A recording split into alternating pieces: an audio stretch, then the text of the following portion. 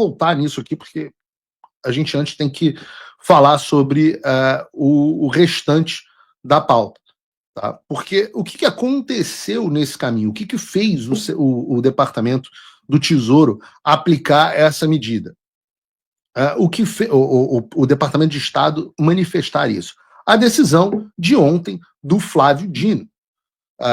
Porque o Flávio Dino decidiu ontem, e é uma coisa muito genial, né? Só pode acontecer isso na cabeça de um comunista doido. Ele decidiu ontem que era possível dar uma canetada da Lei Magnitsky.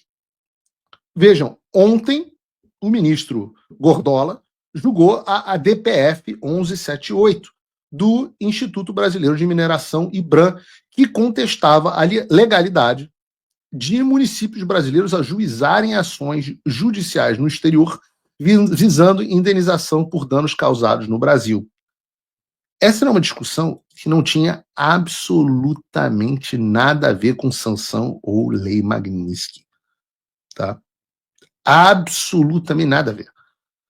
Nesse caso, alguns municípios de Minas Gerais que foram atingidos pelo rompimento das barragens em Mariana e Brumadinho buscavam ressarcimento em um tribunal estrangeiro, já que as empresas envolvidas também eram estrangeiras. No âmbito dessas ações em tribunais internacionais, em março de 2025, a Justiça do Reino Unido determinou ao IBRAM que desistisse da ação no STF, em que eles pediam a suspensão dos contratos firmados entre escritórios ingleses e municípios brasileiros. E aí é que entra a canalice e a imoralidade. Porque o ministro Gordola transformou uma demanda legítima e que poderia vir a beneficiar inúmeras pessoas e cidades afetadas pelo rompimento dessas barragens, ele transformou isso em uma briga pessoal. Ele viu nesse caso a oportunidade de decidir que leis, decisões judiciais, decretos e ordens executivas, etc., de estados estrangeiros teriam, a partir de ontem, a sua eficácia suspensa e que a sua execução agora dependeria da homologação do Supremo Tribunal Federal. Então, se você é de Minas Gerais e conhece alguém que perdeu a vida nos rompimentos das barragens de Mariana e Brumadinho, alguém perdeu seu sustento, sua casa, sua família, e que quisesse buscar uma indenização por parte de empresas estrangeiras que tinham participação nessas barragens, saiba que hoje, graças ao ministro Gordola, isso não é mais possível. E não é possível porque o Supremo Tribunal Federal quis proteger os seus próprios indivíduos. Para deixar muito claro, o ministro Gordola está cagando e andando para as pessoas se elas vão receber indenização, etc.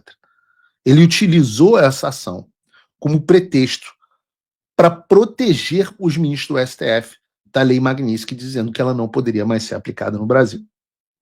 Tanto é que, no final da decisão, ele ainda determina que seja dada a ciência da decisão ao Banco Central, à Federação Brasileira de Bancos, à Confederação Nacional das Instituições Financeiras, à Confederação Nacional das Empresas de Seguros Gerais, Previdência Privada e Vida, Saúde Suplementar e Capitalização. Caraca, esse é o maior nome de associação que eu já vi na minha vida. Mas a sigla é CNSEG. Evidentemente, o governo Trump foi informado sobre isso. E aí eu retorno, e antes disso, aconteceu essa notícia, eu estava num café da manhã, me ligou um deputado brasileiro, falando assim, você sabe, você está acompanhando o que está acontecendo, Paulo? Eu falei, não, estou no café da manhã. Ele falou, você viu a decisão do Flávio Dino? Eu falei, não vi. Ele falou, Flávio Dino acabou de dizer que não vale a lei Magnitsky no Brasil. Eu falei, que coisa boa, meu Deus do céu. A gente tem que contar com, de vez em quando, esses atos divinos desses caras, né? Como a Bíblia fala, então o Senhor endureceu o coração do faraó. Nós temos, nesse momento, o Senhor endurecendo o coração do Gordola. É óbvio que endureceu o coração do Gordola, aquilo deve ter um coração de boi, né? Deve ser um negócio desse tamanho, para bombear sangue por toda aquela circunferência. Mas o poder do Senhor é infinito, né? Então, moral da história é que o Senhor endureceu o coração do Gordola e ele decidiu dar essa decisão. Uma decisão absolutamente espetacular, porque de posse dela, eu interrompi o meu café da manhã, liguei para a Casa Branca, li a decisão, traduzi, enviei para a Casa Branca, eles olharam e falaram assim: isso não é algo que we fuck around, isso não é alguma coisa com a qual a gente brinque. Então, haverá uma resposta dura sobre isso, e a gente vai falar sobre isso, né? No mesmo dia, o governo americano resolve fazer um pronunciamento, e um pronunciamento através da Embaixada Americana e do escritório para o Birô para o Hemisfério Ocidental. E o que disse a publicação? E agora sim, coloque aí para a gente, Bruno. Alexandre de Moraes é tóxico. Tóxico ou seja, ele apresenta um risco, né? Tóxico para atividades empresariais legítimas e para empresas que buscam acesso aos Estados Unidos e aos seus mercados. Nenhuma corte estrangeira possui autoridade para revogar sanções determinadas pelos Estados Unidos, nem pode isentar qualquer pessoa das severas consequências decorrentes de sua violação. Aí ele continua. Pessoas, US persons, aqui houve um erro até de tradução depois, porque tem um post da embaixada aí, Bruno, em português. Aqui houve um erro de tradução num primeiro momento, que eles traduziram como US persons como cidadãos americanos. E não é, a tradução de US persons não é cidadãos americanos. US persons são quaisquer pessoas que estejam debaixo da legislação dos Estados Unidos. Aqui eles foram alertados, obviamente os alertei para o erro, e eles gentilmente corrigiram para pessoas e entidades sob a jurisdição dos Estados Unidos estão proibidas de manter qualquer relação comercial com ele. E aqui está um recado muito claro, absolutamente muito claro. Quaisquer pessoas e entidades sob jurisdição dos Estados Unidos estão proibidas de manter qualquer relação comercial com ele. Não é em dólar, não é em cabeça de gado, em sacos de café, em Bitcoin, em serviços sexuais, não interessa. Se você está nos termos da legislação aplicável, só para você entender, pessoas sujeitas à jurisdição dos Estados Unidos estão proibidas de realizar transações com o designado e pessoas fora da jurisdição americana e devem ter... Não, perdão, vamos lá, o que diz? Nos termos da legislação aplicável, pessoas sujeitas à jurisdição dos Estados Unidos estão proibidas de realizar transações com o designado e pessoas fora da jurisdição norte-americana devem ter cuidado. Aqueles que prestarem apoio material a violadores de direitos humanos também estão sujeitos ao risco de sanções. Então, os americanos esclarecem de uma forma gigantesca para todo o pessoal da Faria Lima, pessoal do Bradesco, do Itaú, do BTG, do Nubank, no Banco do Brasil.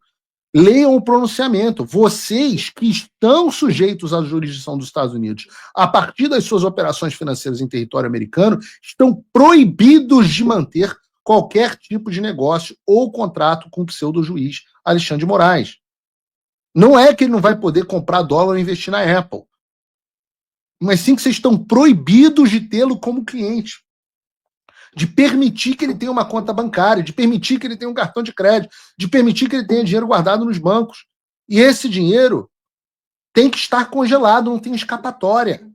Agora, caso vocês prefiram proteger o pseudo-juiz Alexandre de Moraes, tudo bem. Vocês enfrentarão as sanções secundárias e vão ter os seus bancos e patrimônios, e não somente os de vocês, como também das suas famílias, completamente arruinados.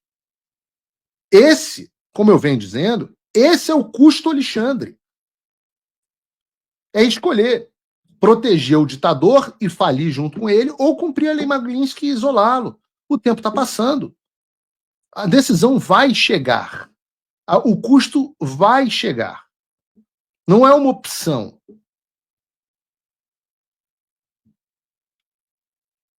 Absolutamente não é uma opção. A própria embaixada publicou em português. E, aliás, está surgindo um vídeo, aliás, tem um vídeo da Globo News, não sei se a gente vai passar aqui, sobre uma nova decisão do Flávio Dino, proferida hoje, e muitas pessoas estão interpretando como um recuo do Gordola em relação ao que ele disse ontem sobre a lei. Eu fui ler o despacho publicado hoje, e não é isso, não, pelo menos não foi isso que eu entendi. Muito pelo contrário. O Dino isentou de homologação pelo STF decisões proferidas por tribunais estrangeiros que já exigem homologação ou adoção de outros instrumentos de cooperação internacional para a produção de efeitos no Brasil. Ou seja, já teria sido homologado e por isso não precisaria do Supremo. Sobre a lei Magnitsky, ele é muito, me parece ter sido, não vou dizer que foi claro, mas ele escreve o seguinte: em relação aos aspectos atinentes a leis estrangeiras e demais atos jurídicos estrangeiros, nada a adicionar a título de esclarecimento, permanecendo íntegra a decisão proferida em 18 de agosto ontem. Em síntese, o Dino tentou evitar que a cagada que ele fez ontem causasse efeitos no sistema jurídico brasileiro. Se é que isso ainda existe. Mas o núcleo da decisão, que é sobre a proibição de aplicação da lei Magnitsky, sem prévia autorização do Supremo, permanece. Então não há, de fato, um recuo